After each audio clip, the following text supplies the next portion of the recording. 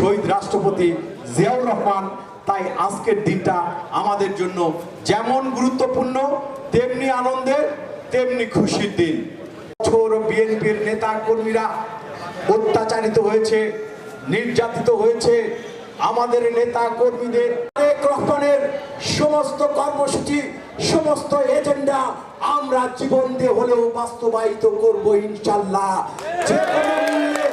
আগামী দিনে নির্বাচনে ধানের শীষ মার্কা প্রতীককে বিজয়ী করে আমরা খালেদা জিয়া এবং তারেক রহমানের হাতে বাংলাদেশের ম্যান্ডেট, বাংলাদেশের শাসনভার তুলে দিব, এই আশা আকাঙ্ক্ষা, এই প্রত্যয় ব্যক্ত করে আমি আমার বক্তব্য শেষ করছি।